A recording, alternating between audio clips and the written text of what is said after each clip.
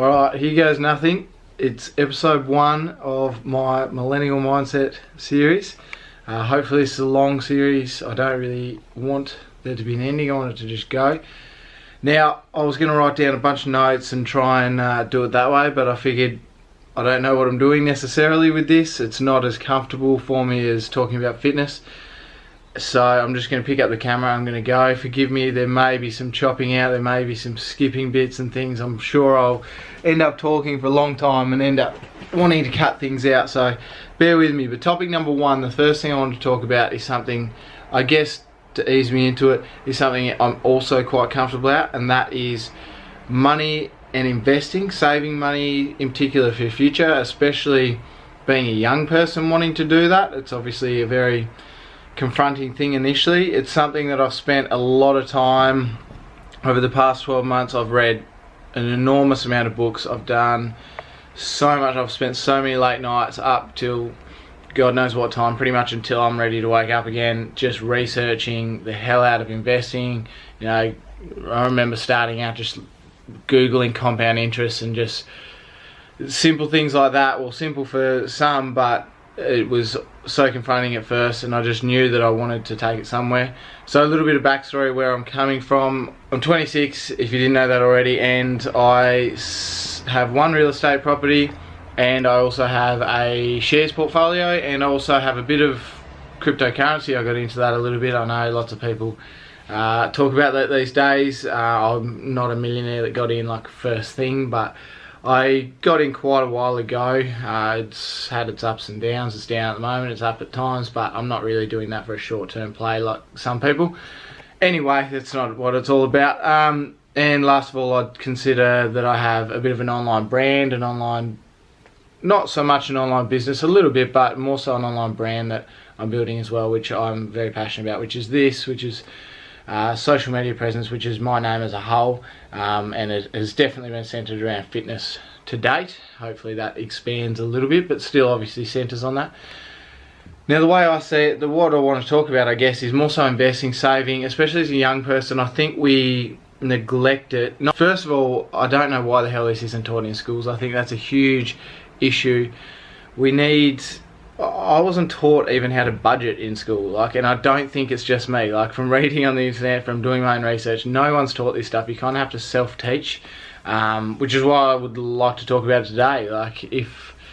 If you take one thing away from this, if you probably be a beginner if you are, but if that's fantastic. So the way I see it is, there needs to be more of a focus on it. We need to be taught how important it is, because our generation, and even the generation before us, it's becoming more and more likely we're going to end up screwed, really. Financially, retirement's not going to even be an option. I don't see it as, unless you create it for yourself.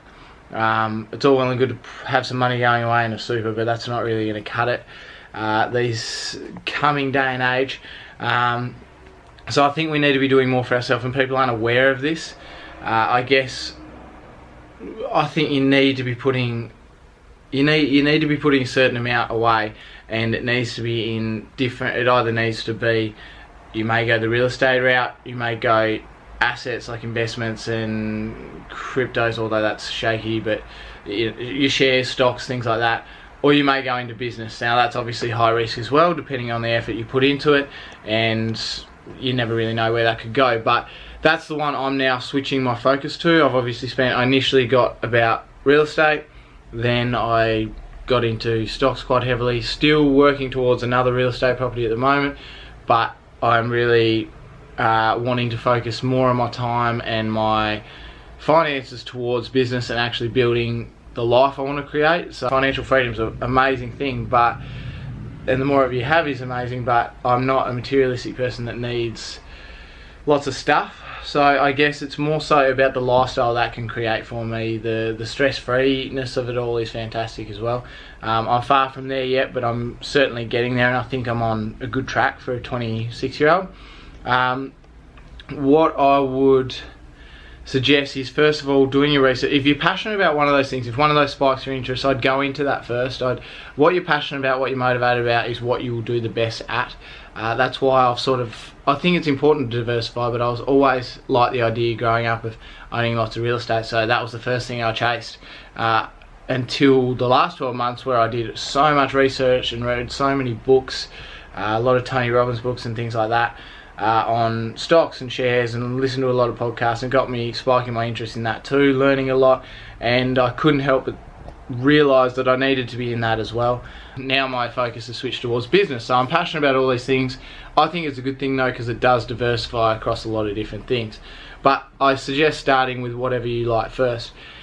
Now a lot of people, especially young people, are going to turn around and be like, oh well, I've got no money, you know, it's not feasible for me. Or you might not even be that young, you might be sort of in your 30s, you've got a lot more responsibility. I don't have kids, I'll admit that, so my expenses are going to be lower.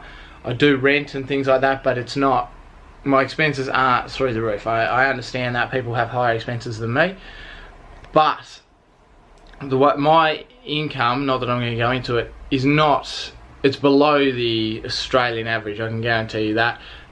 Hopefully one day it's not, hopefully I can build that, but it's certainly not exorbitant amounts, and yet I can still, and talking to a lot of people, like I'll talk to people at work or just people I know and stuff, and they're sort of, oh, I can't even, I'm living week to week and so forth, and their expenses may not be much different to me, but it's just funny how so much money can just disappear almost. And I know what that's like. I used to be like that.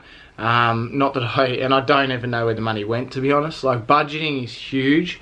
I don't do it much anymore so much, but it made me realise, like, the amount of money I just spent on, like, iced coffees and cookies and, like, random stuff from the supermarket just every afternoon because I could. It was $2, like, who cares? And then when I added up, it started budgeting and adding everything up, it was like crazy. I was like, holy, like right there, like over time it's going to turn into a lot of money. So what I started to do, I got this idea from The Richest Man in Babylon, old school book, awesome book that I totally suggest. It's more like, it doesn't give you a map, but it's a mindset sort of thing. And basically what it went into is, this person in the book sort of had 10% put away, 10% of his money put away, and a lot of people might be like, oh, even 10% sounds hard, but I guess the fact of the matter is we pay 10%, 20%, 30% to the tax, to the government. Now if the government just changes laws tomorrow and added an extra 10% on your savings and just said, we're taking it, you would be extremely frustrated, but very few of you are going to leave the country and just try anew, you know. You're just going to pay it. You're going to be pissed off about it, but you're going to pay it, and you're just going to make do no matter what. Why not do that for yourself? The government's probably not going to do that overnight. Why not do that for yourself? Put that on yourself. Now I said, look, my expenses are low, and I'm fairly frugal. I know what I'm doing. I'm reasonably smart with this sort of stuff. I don't think 10% is going to cut it. Not at this point in my life, whilst I can do more, so I committed to 30, and no matter what, that's automated. So at the beginning, when my pay comes in, and my pays do differ, like if you've got a casual sort of job, which mine sort of is, it differs quite from week to week. So some weeks it's really, really tight, and some weeks it's not. Doesn't matter, either way I'll take 30% off the top, like straight away. As soon as pay comes in, it goes immediately to whatever I'm investing in. Currently, for the last 6 months or so, it's been putting it in well, I won't go into the specifics, but it's basically setting up for that next second investment property, which hopefully I can achieve by late this year, early next year. So 30% is always building towards that, no matter what. Soon I plan on directing some of that percentage to business and things and other things, but I then put 20% into a travel fund, because if you know me well, I am passionate as hell about traveling. So that's another thing I want to put my time and efforts towards. At least 50%, which is my expenses. Like I said, some weeks that's more than enough. There's heaps, there's some excess which then gets redistributed the following fortnight, and some fortnights it is really tight, and some fortnights it's not enough. So what I do, I go and make do. I have side hustles, like my brand as a whole I guess is a side hustle, but I've got other things that you know, if worst comes to worst, I will go and find ways to make a bit of cash here, a bit of cash there, and make ends meet for that week. I know it sounds kind of shit, but it doesn't happen that often. More or not, I'm way in advance, and I still have this reserve. It's almost like a lot of people say build an emergency fund, and I do think you should, but I'm fairly risk averse, so I don't mind not having too much, but it's all sort of a backup anyway. Having all that money on the side, or investments on the side, are a fallback plan anyway if things got really bad. But so one, like that alone, stress wise, has just been a major weight off my shoulder. So I do recommend find a percentage. Like right now, try this for me please. Like get a budget, start by budgeting out. You'll find that percentage really quickly. Like start with 10% if you have to. Start with 5%. Like yes, you should build upon that, but start with 10%, 5%, whatever you want to. I guarantee if you write a budget over the first couple of weeks, you'll find that 5% so easily. You'll find that 10% so easily. Like I probably had 10 or 15, but I doubled that to 30 as soon as I just got rid of unnecessary things that I didn't really care. Like I don't even notice that I don't do it anymore. But yeah, I can't stress enough, especially as a young person, like the power getting money to work for you from the beginning is huge. Like just go on a Google and search like a compound interest calculator. Put yourself, you know, work out. I'm going to put, I don't know, 10 grand a year, maybe 5 grand a year, whatever you think you can put away. Plug that in, plug in a rough sort of 8% to 10%, probably an 8%, a bit more conservative, compound interest.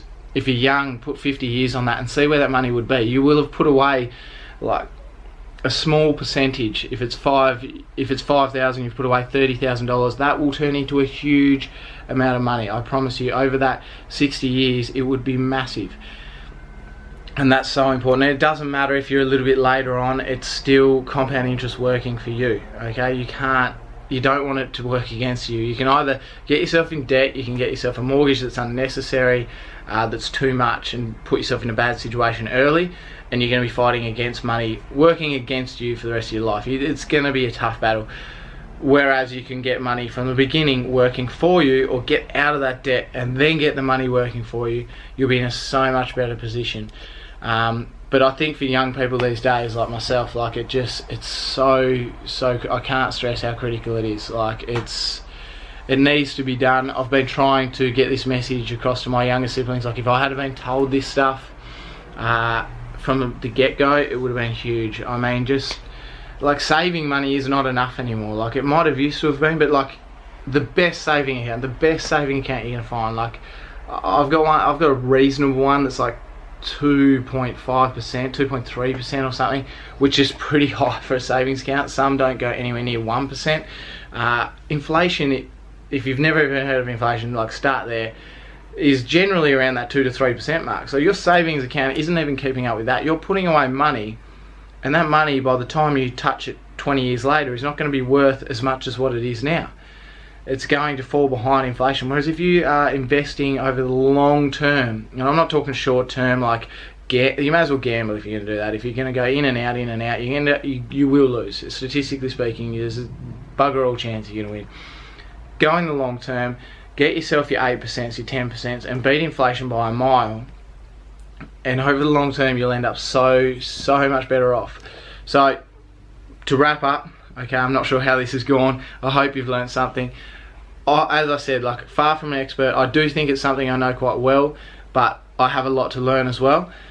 If you guys are more knowledgeable than me on this, or if you'd just like to share your knowledge, I'd love to have these sort of discussions. This is why I've created this playlist. There'll be different topics and everything, but I want discussion. I want people commenting, even if it is to say, no, I totally disagree with you and this is why. I want to be able to have that discussion, because that's how you learn. If I make a failure of this video, that's fine, because that's how you go ahead and succeed. So my takeaways for this one anyway are, people, choose an investment vehicle. So choose, you might be passionate about real estate, you might be passionate about stocks, you might not be passionate, but they intrigue you. It might be business, okay? That one's going to take your own personal effort as well, big time. The others will also, but they can work for you a bit more passively. Pick which one you're passionate about and put it into it. Give it everything, and my other key one, and it's been the game changer for me, is find a percentage and make it automatic, okay? Even if you have to go get a bank transfer, if you know your wage, it might be that you are putting away $100 a week or $50 a week, $10 a week. You know, as a young person, that is huge. At any person, it's better than nothing. Set up the bank transfer so it happens all the time, okay? It's going straight into your shares account. When that builds up to a certain number, you buy some shares, okay? Or maybe it's building up to that real estate, whatever it is. Put it away, start doing a bit of research, I guess. So number one, find something you're passionate about, chase that. Two, put away a percentage, make it as automatic as possible. And third is go out, educate yourself, okay? Like, you may not be as passionate about it as I am. You may not stay up to 2 AM for 300 nights in a row studying this like religiously, but just learn the basics. Like, honestly, the first month was the most critical for me. I learned so much in that first month. It was more valuable than the following 11 months. Yes, they've helped, but the first month was huge. So educate yourself on the topic, and trust me, you will reap the rewards. I'm not sure if I'll convince anyone to follow this advice, but I really hope I do, because it will be a life changer if you go ahead and take this further. If you have any more questions, please shoot them down below. If you would like, you can follow me on Instagram and just direct message me if you don't want it as public. I'm happy to help people out. I'd love to hear your feedback. Obviously, I'm only young, I want to learn. If you are an expert on this, I'm always trying to learn on this topic, so I'd love to hear more. So if you did like the video, please give it a thumbs up, subscribe. More importantly, I'd love to hear comments. I'd love to get a discussion going. So, I'll catch you on the next one.